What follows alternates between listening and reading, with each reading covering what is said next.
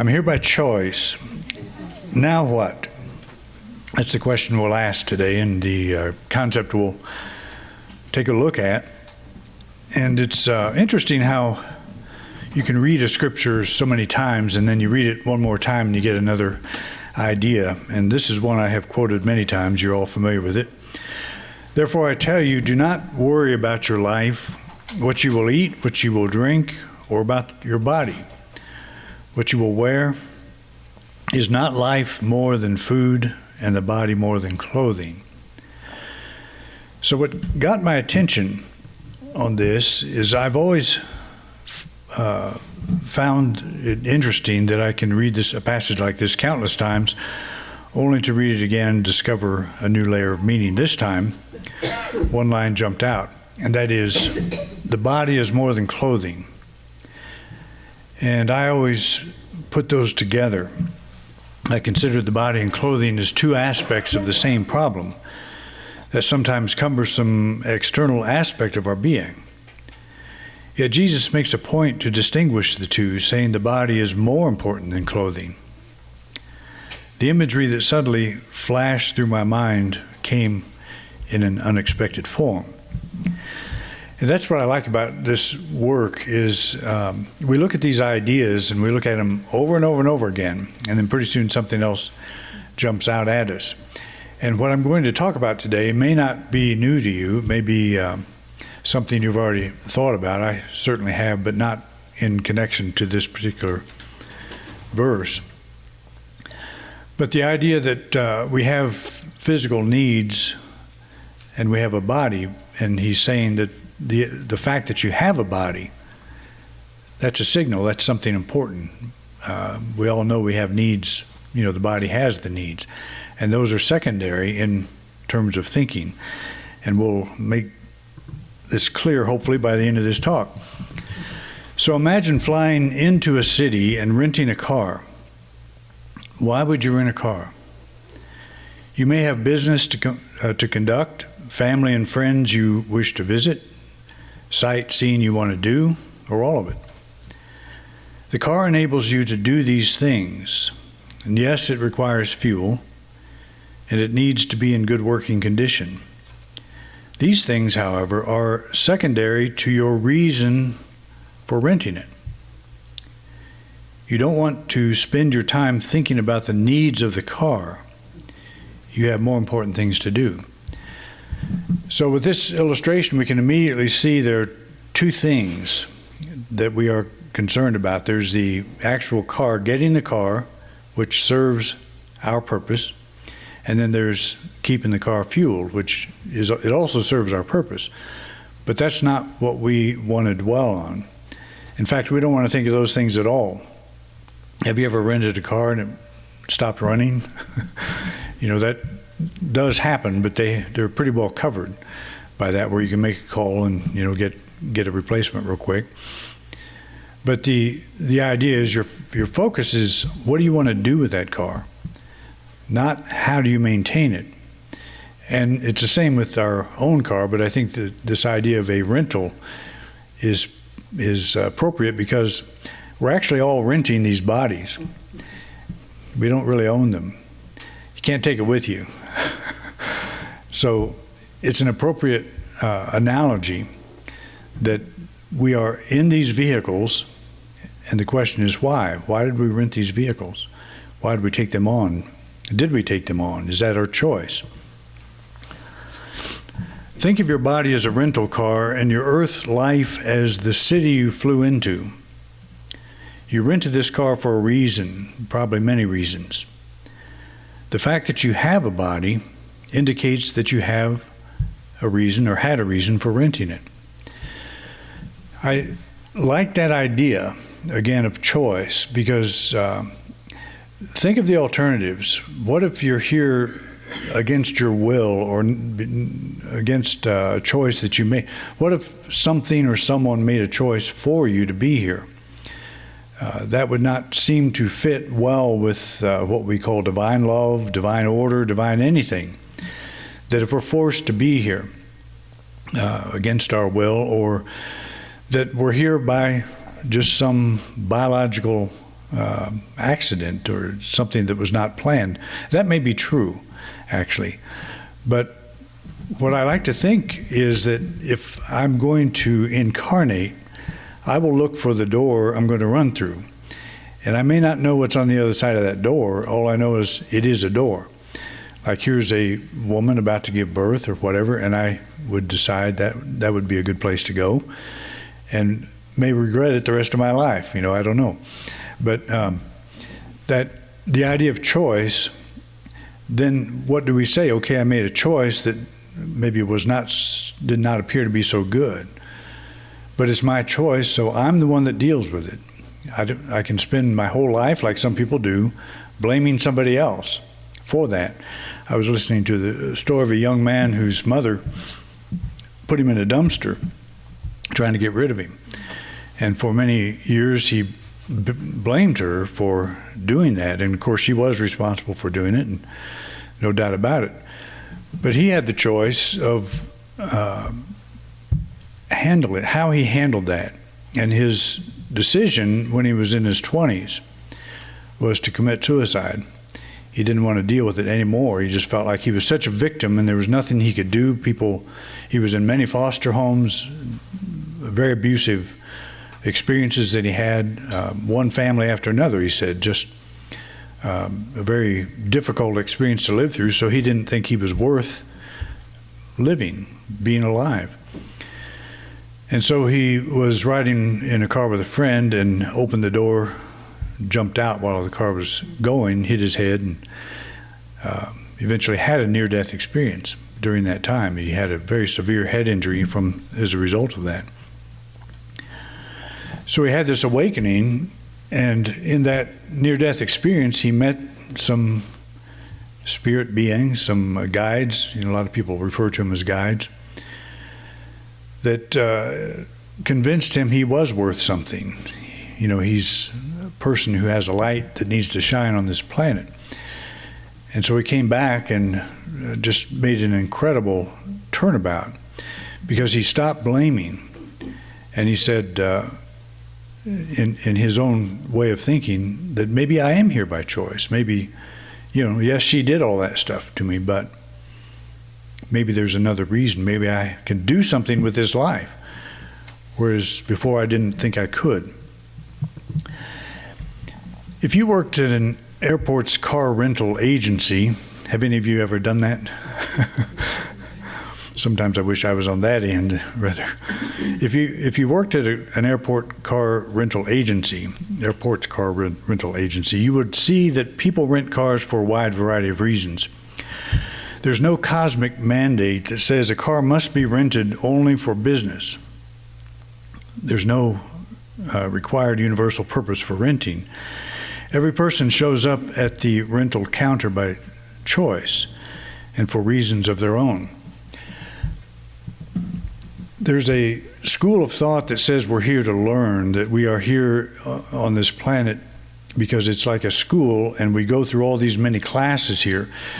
And I embraced that idea for a long time, and I still do to a point. I think sometimes we come here to learn, sometimes we come here to teach. I think we come here for all reasons, just like at the car rental counter. What's the reason you want to rent a car? There's not a sign up on the wall that says you must rent a car for this particular reason. You've got lessons to learn, so you're going to rent this car for the lessons you need to learn. There was another woman who had a near-death experience that I was listening to just last night. And in her case, she had this severe medical problem that caused her near-death experience. She came back, was not expected to live, but she came back and discovered that her father discovered that he had a brain cancer that was very aggressive. And within a month he died. And which totally shocked everybody because he was a jogger, he was in very good health, all of his life. So he succumbs to the disease, and as a result of her near-death experience, she became very telepathic and was able to communicate with people that have gone on, with deceased individuals. That's a fairly common thing. As I listen to these near-death experiences, people develop this ability as mediums. And I didn't really put much faith in that whole thing until I started listening to these folks that have no reason to, tell a big story about it. Very interesting thing. I'm not really interested in pursuing that, but I think there are legitimate people that do this, that are able to make those contacts and so forth. But anyway, a period of time passed, and she made contact with her father and found out he was extremely happy where he was, that it was a beautiful experience for him. And they would communicate over time, had quite a conversation going on, and then he said, I think I want to come back. I think I want to try this again, because he didn't have the full life that he wanted. He didn't get to complete the thing he wanted, but he wanted to try it again. And it's interesting when I come up with a topic like this, and then I run into a story where somebody says, here's a guy making a choice. That's not scientific proof. That's anecdotal, but it's the best we have. You can't really prove any of this stuff that we're talking about in terms of do we survive the death of the body and all that. There's some real good evidence that we do. But something like this is you're taking her word for the fact that she had this communication with her father. But he said, I want to come back. And she said to him, why would you want to do that? You're having a grand time. And why would you want to come back and do this again? She herself had struggled tremendously through her life, so she took that perspective. But he said he wanted to do it. He wanted to come back and try it again. And I think that fits exactly with what I'm saying here. The soul out of the body makes that choice. I think I want to come back and do this again. What if you had said that? What if that's why you're here? And I think that probably is the reason, because again, think of the alternatives. Did somebody hold a gun to your head and say, you better incarnate because you've got a lot to learn? Nobody on the other side has a lot to learn.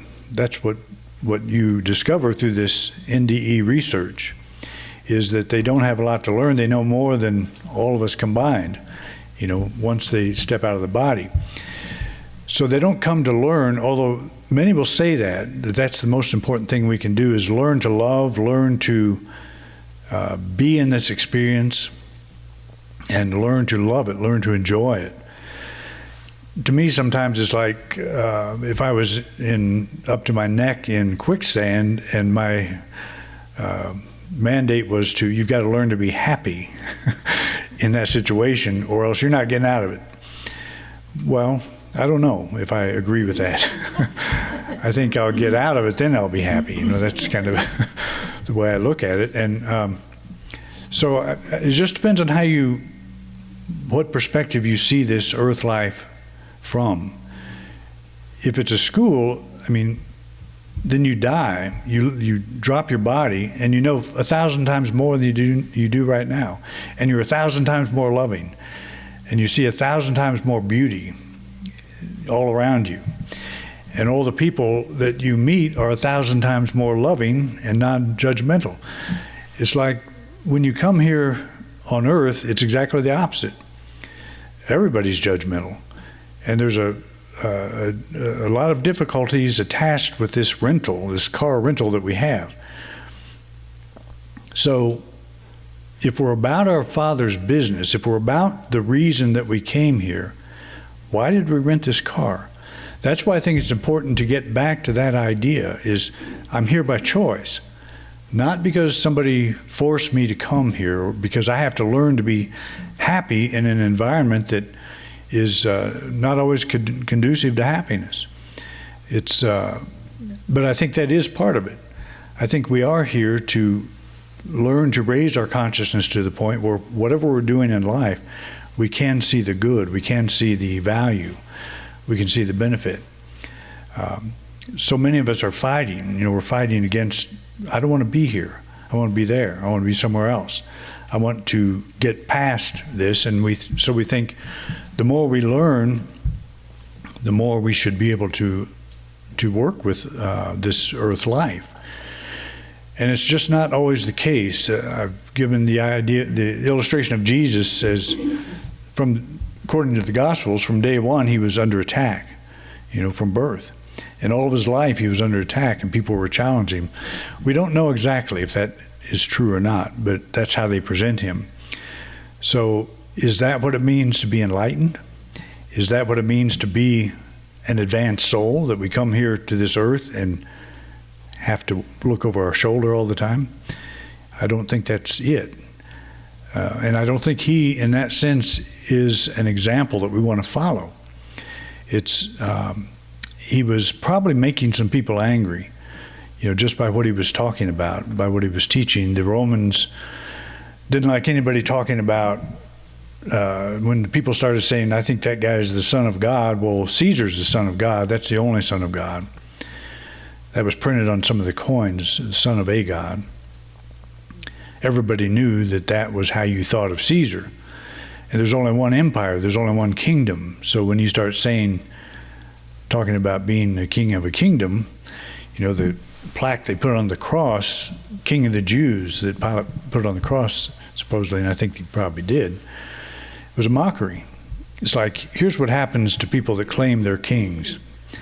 There's only one king here, so let's not get into the side issues here. Let's end this, and they would end it. Golgotha was a reminder to everybody. Don't start making claims about any sort of authority. It's treason. Just think about what you're saying. Be good, and fit into this Roman culture, and everything will be okay for you. Which is what the Sadducees found out, and they got very wealthy by doing that, and part of the Pharisees found out, which is why they were slaughtered by Romans and Jews in 70 AD. They hated for their sellout, that they capitulated to the Roman government. But anyway, that's a whole other story. But this idea of choice, that we're here by choice, and you have to really think about it, and you have to think about it in every moment of your life. Like, I'm here by choice. You're here today by choice. I'm here by choice. We're in this building by choice. And that's the only place we can be. It's the now moment is our choice. The choice of how we experience it.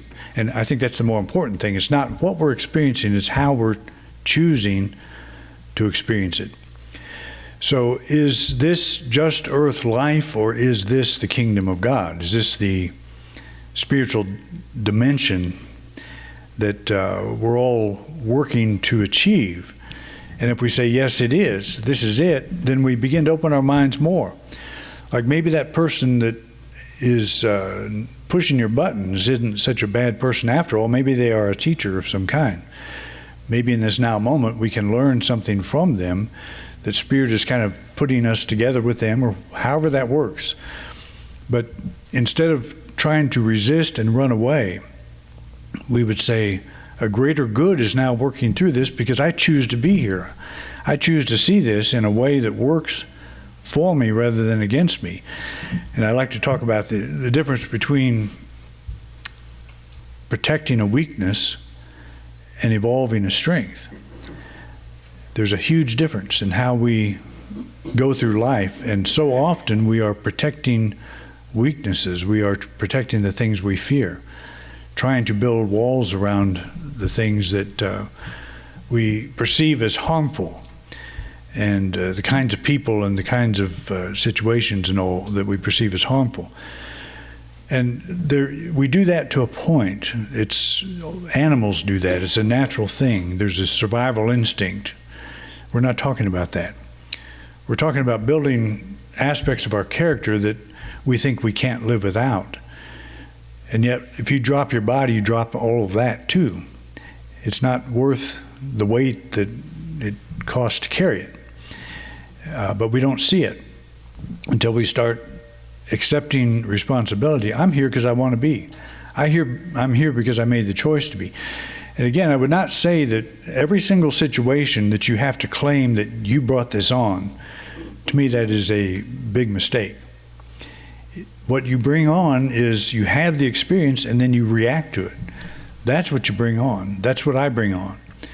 When I'm reacting to something and it's dragging me down, and I'm saying, I wish Jesus would return the second time and save me, or somebody would, we start looking for a Savior outside of ourselves. And the Savior is a new choice. Like, I'm not going to react in the way I've been reacting. I'm going to experience this from a different perspective. So one of the hardest things in the world to do, which is why nobody does it. That's why we blame everybody for our problems. But I'll be the first to say how difficult that is, because when something's in front of you that looks like a mountain and you don't know how to move it, then you look for other explanations. You know, somebody put that mountain in front of me. I didn't do it. We may have taken on a body simply because we wanted to experience the full spectrum of the human venture, from infancy to old age. Perhaps this experience was cut short in a previous incarnation, or maybe there was an earthly career we wanted to pursue, and the only way we could get to it was to rent this body vehicle. It is possible that other souls we adored took the plunge, and we followed just so we could share the experience with them. See, I think there's a wide variety of reasons why we might take on a body. I don't think we should ever try to narrow it down. I'm here to learn. Well, we all love to learn, don't we? I didn't start learning until I got out of school, when I could go on the internet and search the stuff that was interesting to me instead of what this 350-year-old teacher was trying to pass on. Not you. I kind of pointed that way. All right. See, there you go, Kelly. You're here by choice, remember? No, I was not implying you at all. I was thinking back to my fourth grade teacher, actually, and she looks nothing like you. So, in fact, I'm sure she's well gone, probably in a museum someplace, or skeletons propped up. She'll probably haunt me tonight in my dreams. Okay, so what did I say? Okay, that. So today's agenda, the most freeing aspect of this is that my having a body means that I'm here by choice. Now, where is it that I would like to go today? And that's really the bottom line. If I'm here by choice, then every moment of every day is a choice that I make. And that's an important revelation to carry. All right? Thank you for coming out. It's wonderful to have a full house. Full house.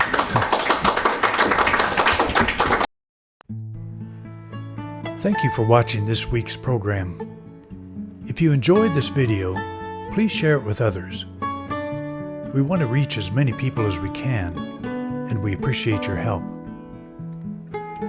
If you'd like to help support this ministry, just click the donate card at the top right-hand corner of your screen. Your financial support means a lot to us. We have many subjects in our video lineup, so feel free to take a look. If there's a topic you don't see and would like me to address, just put it in the comment section. I'd love to know what's on your mind. To subscribe to this channel, simply click our logo. Thanks again for your interest in Independent Unity, and have a wonderful week.